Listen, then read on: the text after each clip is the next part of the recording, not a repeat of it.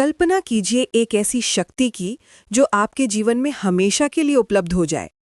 हनुमान चालीसा ये केवल एक स्तुति नहीं है, बल्कि अपने आप में एक अचूक मंत्र है।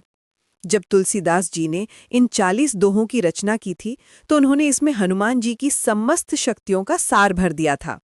लेकिन क्या होगा अगर मैं आपसे कहूं कि इस दिव्य चालीसा को सिद्ध करके आप इसकी चमत्कारी शक्ति को हमेशा के लिए अपने साथ रख सकते हैं। हनुमान चालीसा की सिद्धि का मतलब है कि जब भी आप इसका पाठ करेंगे, ये कभी निष्फल नहीं होगा। ये एक ऐसी साधना है जो आपके अंदर हनुमान जी का तेज प्रवाहित कर देती है।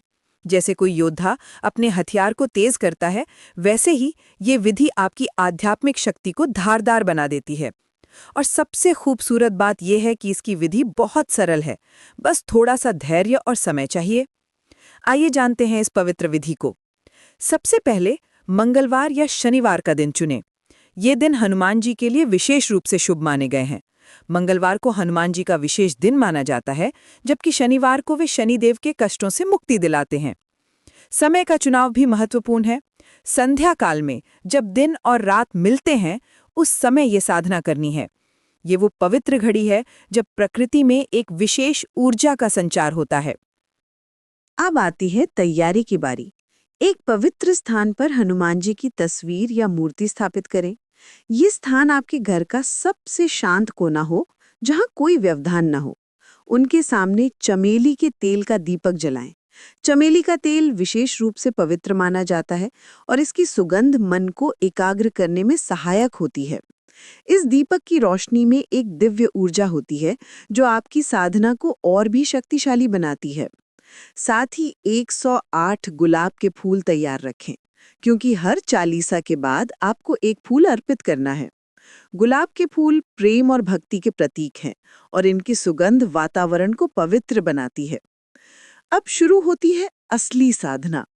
एक आसन पर बैठकर बिना उठे 108 बार हनुमान चालीसा का पाठ करना है। ये लगभग 2.5 से 3 घंटे का समय लेता है। हर चालीसा के बाद एक गुलाब का फूल हनुमान जी को अर्पित करें। यहाँ सबसे महत्वपूर्ण बात यह है कि पूरे 108 पाठ तक आपको एक ही स्थान पर बैठे रहना है। ये नियम इसलिए जरूरी है क्योंकि निरंतरता में ही शक्ति छुपी होती है। इस दौरान आपका मन कहीं और ना भटके। शुरुआत में मन भटकना स्वाभाविक है, लेकिन धीरे धीरे आप महसूस करेंगे कि आपकी एकाग्रता बढ़ रही है। केवल हनुमान जी के स्वरूप पर ध्यान लगाएं और उनके नाम का जाप करते रहें। उनकी वीरता, उनकी भक्ति और उनकी निष्ठा को याद करते रहें। जब आप पूरी श्रद्धा और एकाग्रता से ये साधना करते हैं, तो कुछ अद्भुत होता है। जैसे ही आप 108वां पाठ पूरा करते हैं, आपके अंदर एक अलग ही तेज का अनुभव होता है।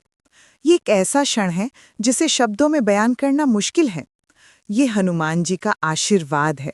उनकी शक्ति का एक अंश आप में प्रवाहित होने लगता है। इस क्षण आप महसूस करेंगे कि आपके अंदर कुछ बदल गया है, कुछ नया जन्म हुआ है। आपके अंदर एक अजीब सा आत्मविश्वास और शांति का अनुभव होगा।